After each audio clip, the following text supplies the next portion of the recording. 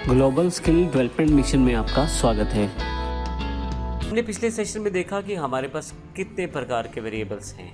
अब हम सबको बारी बारी से विद एग्जांपल्स वर्कआउट करेंगे ताकि हम हर एक टाइप को प्रॉपरली समझ पाएँ, क्योंकि ये बिल्कुल बेसिक बिल्डिंग ब्लॉक्स हैं जावा को सीखने के लिए। अगर आपकी कमांड इन सब चीज़ों पे हो जाती है तो आप आसानी से जावा में बड़े बड़े प्रोग्राम्स बना सकते हैं। इस सेशन को शुरू करने से पहले मैं आपको बता दूं कि यहाँ राइट हैंड साइड पे आपके पास स्क्रीन पे जो नाम दिखाया जाता है वो एक प्रोग्राम का नाम है car.java। और ये प्रोग्राम जो है इस पर्टिकुलर टॉपिक से लिंक है, जिस टॉपिक की जानकारी हम इस सेशन में लेने वाले हैं, जो कि इंस्टेंस वेरिएबल है। आपको जो डीवीडी स्मार्टो सिस्टम के द्वारा प्राप्त हुई है, तो आप उस डीवीडी में एक्सरसाइजेस का जो फोल्डर है उसको अपने कंप्यूटर में कॉपी कर लें। उसमें आपको सभी ये प्रोग्राम मिल जाएंगे।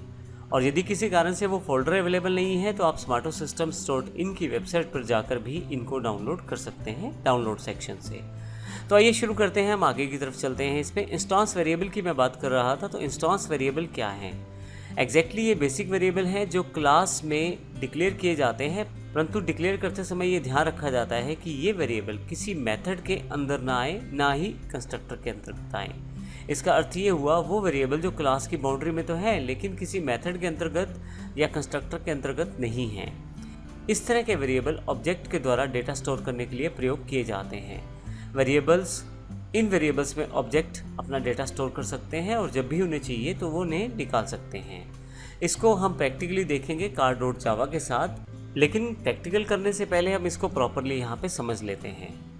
हालांकि इसकी जानकारी हम पिछले सेशंस में ले चुके हैं, लेकिन यहाँ पे हम टाइप ऑफ वेरिएबल को डिस्कस कर रहे हैं। तो इंस्टेंस वेरिएबल या ऑब्जेक्ट वेरिएबल या ऑब्जेक्ट बेस वेरिएबल क्या है, उनकी जानकारी हम यहाँ पे ले रहे हैं। तो अल्टीमेटली यहाँ पे देखें, हमारे पास एक एग्जांपल अवेलेबल है लेफ्ट साइड पे, क्लास कार, जिसमें 3 वेरिएबल्स हैं, कलर, मॉडल नंबर और स्पीड। इसमें हम एक ऑब्जेक्ट क्रिएट करते हैं कार क्लास का, नैनो के साथ डॉट कलर, इसमें वैल्यू फिल कर देते हैं रेड, फिर मॉडल नंबर और फिर स्पीड। इसी तरह से कार क्लास का एक ऑब्जेक्ट और डिक्लेयर करते हैं मारुति, और डॉट के साथ उनमें भी वैल्यू भर देते हैं।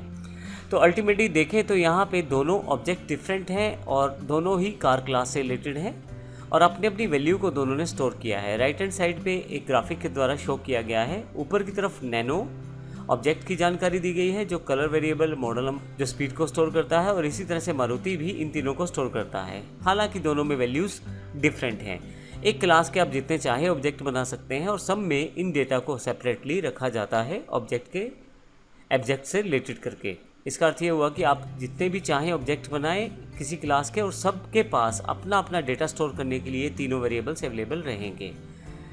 तो इसी तरह से अब हम देखते हैं प्रैक्टिकल रूप में car.java को किस प्रकार से प्रयोग कर सकते हैं।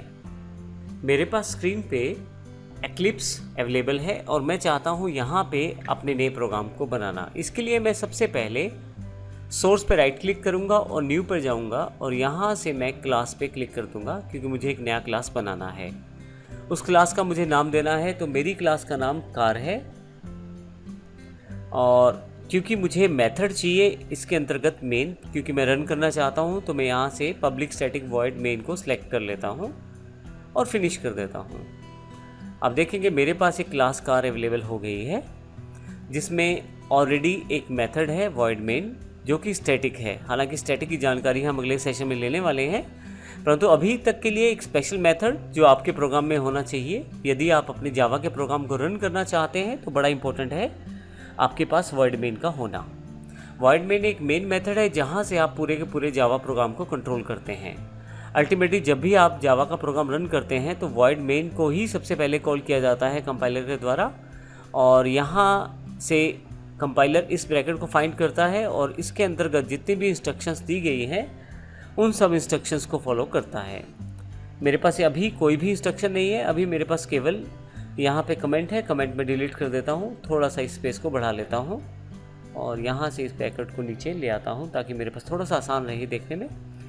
एक्लिप्स में काम करते समय ब्रैकेट्स पे काम करना बड़ा आसान हो जाता है। जब आप माउस पे क्लिक करते हैं तो इसके कॉरस्पॉन्डिंग जो ब्रैकेट है जो ऊपर की तरफ दिया गया है उसको वो सिलेक्ट कर लेता है। इसी तरह से यदि मैं यहाँ सेलेक्ट करूँ तो उसके कॉरस्पॉन्डिंग ब्रैकेट को भी यहाँ पे सिलेक्ट कर लिया जाता है। तो आप आसानी से चेक कर सकते हैं कि आपका कौन सा ब्रैकेट किससे मैच करता है। यहाँ पे मैंने पहले से इस कोड को बना लिया है, तो मैं यहाँ पे इस कोड को टाइप नहीं करता हूँ और कॉपी पेस्ट कर लेता हूँ पहले से बने हुए कोड को। इसके लिए मैं इस पूरी क्लास को हटा देता हूँ और यहाँ पे पेस्ट कर देता हूँ, क्योंकि कोड मेरे पास पहले से ही अवेलेबल है। तो इस प्रकार से हमने यहाँ पे एक क्लास कार बनाई है जिसके अंतर्गत 3 वेरिएबल्स हैं, कलर, मॉडल नंबर और स्पीड। हालांकि हमने डेटा टाइप को अभी डिस्कस नहीं किया है, परंतु एग्जाम्पल को समझने के लिए आप इसको अपने एक्लिप्स में कॉपी पेस्ट करके चला सकते हैं और समझ सकते हैं एग्जैक्टली हम इंस्टांस वेरिएबल को किस प्रकार से प्रयोग करते हैं। पब्लिक स्टैटिक वॉइड मेन मेरे पास यहाँ पे फंक्शन अवेलेबल है। इस ब्रैकेट को नीचे ले आता हूँ थोड़ा क्लियर करने के लिए। अब मेरे पास यहाँ पे देखें ध्यान से, तो कार ऑब्जेक्ट अवेलेबल है, कार क्लास का नैनो, और यहाँ पे नैनो के साथ डॉट कलर जिसमें रेड मैंने डिफाइन किया है, मॉडल नंबर 2007 डिफाइन किया है, और इन दोनों को मैंने यहाँ पे सिस्टम डॉट आउट डॉट प्रिंटल के साथ प्रिंट करवाया है स्क्रीन पे। प्रिंट करवाने के लिए देखिए मैंने यहाँ पे डबल कोट्स में जो कोट किया है वो एज इट इज प्रिंट होगा। प्लस के निशान के साथ मैंने नैनो डॉट कलर को यहाँ पे प्रयोग किया है, तो नैनो डॉट कलर में जो वैल्यू है वो यहाँ पे प्रिंट हो जाएगी जो कि रेड है। फिर से प्लस, क्योंकि अगला मुझे फिर से थोड़ा सा लाइन को ऐड करना है, तो मॉडल इस ऐड किया है, फिर प्लस, और अब की बार मैं दूसरे वेरिएबल की वैल्यू को यहाँ शो करना चाहता हूँ नैनो डॉट मॉडल नंबर के साथ। तो यहाँ पे मेरे पास पूरा का पूरा ये प्रोग्राम तैयार है। प्रोग्राम को रन करने के लिए मुझे केवल यहाँ पे क्लिक करना है और पहले से कुछ सेव है सेटिंग्स और कॉन्फ़िगरेशन, बस मुझे ओके करना है। और यदि आप नीचे की तरफ देखें तो इसका आउटपुट आपके पास यहाँ अवेलेबल हो जाएगा। Colour is red and model is 2007। ये जानकारी system dot out dot println के द्वारा प्रिंट की गई है। अब यहाँ पे ये पूरा का पूरा एग्जाम्पल जो है ये इंस्टांस वेरिएबल से रिलेटेड है। यदि आप यहाँ ध्यान दें तो ये तीनों वेरिएबल्स क्लास की बाउंड्री में तो हैं यहाँ से यहाँ तक, लेकिन ये किसी मेथड के अंतर्गत डिक्लेयर नहीं करवाए गए। जैसे मेरे पास यहाँ पब्लिक स्टैटिक वॉइड मेन एक मेथड है, इसके अंतर्गत मैंने डिक्लेयर नहीं करवाए, और ये जो वेरिएबल्स हैं ये क्लास पूरी की पूरी क्लास में अवेलेबल रहेंगे, तीनों के तीनों वेरिएबल, इनको मैं कहीं भी एक्सेस कर सकता हूँ। अब यहाँ एक इम्पोर्टेंट एस्पेक्ट को हम समझेंगे जावा में इंस्टांस वेरिएबल के साथ जो जुड़ा हुआ है। यदि आप क्लास में कोई वेरिएबल डिक्लेयर करवाते हैं, जैसे मैंने 3 वेरिएबल यहाँ डिक्लेयर करवाए हैं, और यदि आपको इन वेरिएबल्स को किसी स्टैटिक फंक्शन में चलाना पड़ता है, स्टैटिक हालांकि अभी डिस्कस नहीं किया है, लेकिन यहाँ पे ये एस्पेक्ट इंपॉर्टेंट है इसलिए मैं यहाँ बता रहा हूँ। यदि आपने किसी क्लास में कुछ वेरिएबल्स डिक्लेयर करवाए हैं जो इंस्टांस लेवल वेरिएबल्स हैं, और आपको वो वेरिएबल्स किसी स्टैटिक फंक्शन में चलाना पड़ते हैं, जैसे स्टैटिक वॉइड मेन एक फंक्शन है, तो आपको इसके लिए उस क्लास के ऑब्जेक्ट का प्रयोग करना पड़ेगा, जैसे मैंने नैनो का प्रयोग यहाँ पे किया है। ये एक इम्पोर्टेंट पॉइंट है। हालांकि यदि मैं स्टैटिक फंक्शन का प्रयोग नहीं करता, जैसे कि मैं एक फंक्शन मेरे पास पहले से अवेलेबल है, मैं ऐड कर लेता हूँ, शो स्पीड फंक्शन है, ये स्टैटिक फंक्शन नहीं है। अब यहाँ हमारे पास 2 मेथड अवेलेबल हैं, एक पब्लिक वर्ड शो स्पीड जो कि स्टैटिक फंक्शन नहीं है, स्टैटिक मेथड नहीं है, और दूसरा हमारे पास पब्लिक स्टैटिक वर्ड मेन, ये एक स्टैटिक मेथड है। तो यहाँ पे 2 मेथड अवेलेबल हैं, शो स्पीड जो स्टैटिक नहीं है और जो वर्ड मेन जो कि स्टैटिक है। जब भी हम इंस्टांस वेरिएबल्स को या ऑब्जेक्ट बेस वेरिएबल्स को, जैसे कि हमने ये 3 डिक्लेयर किए हैं ऊपर की तरफ, जब भी हम ऐसे वेरिएबल्स इंस्टांस वेरिएबल्स को किसी स्टैटिक मेथड के अंतर्गत प्रयोग करना चाहते हैं, तो उसके लिए हमें उस क्लास का ऑब्जेक्ट को प्रयोग करना होता है। जैसे क्लास कार का एक नैनो ऑब्जेक्ट लिया गया है और फिर नैनो डॉट कलर और नैनो डॉट मॉडल नंबर का प्रयोग किया गया है। परंतु यदि आप किसी नॉन स्टैटिक फंक्शन या नॉन स्टैटिक मेथड, जैसे कि यहाँ पे शो स्पीड मेथड अवेलेबल है, इसमें प्रयोग करना चाहते हैं इनमें से कोई भी वेरिएबल, तो उसके लिए आपको क्लास के ऑब्जेक्ट की आवश्यकता नहीं है। जैसे मैंने यहाँ पे स्पीड को डायरेक्टली प्रयोग किया है, जबकि यहाँ पे मैंने नैनो डॉट कलर का प्रयोग किया था।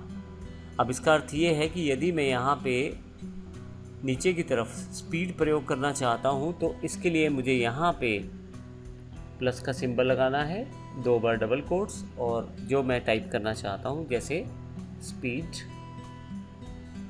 इज़, मैं यहाँ भी दे देता हूँ, थोड़ा सा स्पेस यहाँ से छोड़ लेता हूँ, थोड़ा सा आगे इस तरफ को, और फिर प्लस लगा के। अब यहाँ पे मैं डायरेक्ट स्पीड नहीं लिख सकता, अगर मैं लिखता हूँ तो आप देखिएगा यहाँ पे एक एरर अवेलेबल हो गया है, यहाँ कॉर्नर में can not make a static reference to non static fields, अर्थात यहाँ पे स्टैटिक फंक्शन में आप इस सिंपल वेरिएबल को डायरेक्ट कॉल नहीं कर सकते। इसके लिए आपको इसके ऑब्जेक्ट जो कि नैनो है उसके साथ इसे कॉल करना पड़ेगा। जैसे ही आप ये करेंगे आप देखेंगे कि यहाँ पे एरर जो है वो हट गया है। तो यहाँ पे इस पॉइंट को ध्यान रखिएगा, जब भी हम इंस्टेंस वेरिएबल्स या जब भी हम यहाँ पे ऑब्जेक्ट बेस्ड वेरिएबल्स को कॉल करते हैं किसी स्टैटिक मेथड में, उसके लिए हमें उस क्लास के ऑब्जेक्ट की आवश्यकता रहती है। परंतु यदि किसी नॉन स्टैटिक मेथड में हम कॉल करते हैं तो उसके लिए किसी भी ऑब्जेक्ट की आवश्यकता नहीं है, आप डायरेक्टली उस वेरिएबल को प्रयोग कर सकते हैं। तो इस सेशन में हमने सीखा किस प्रकार इंस्टेंस वेरिएबल्स को आप क्रिएट कर सकते हैं और उनका प्रयोग कर सकते हैं, और हमने ये भी देखा कि स्टैटिक मेथड और नॉन स्टैटिक मेथड में उनको किस प्रकार से प्रयोग किया जाता है। अगले सेशन में हम स्टैटिक वेरिएबल्स की जानकारी लेंगे और देखेंगे किस प्रकार इनका प्रयोग किया जाता है। धन्यवाद।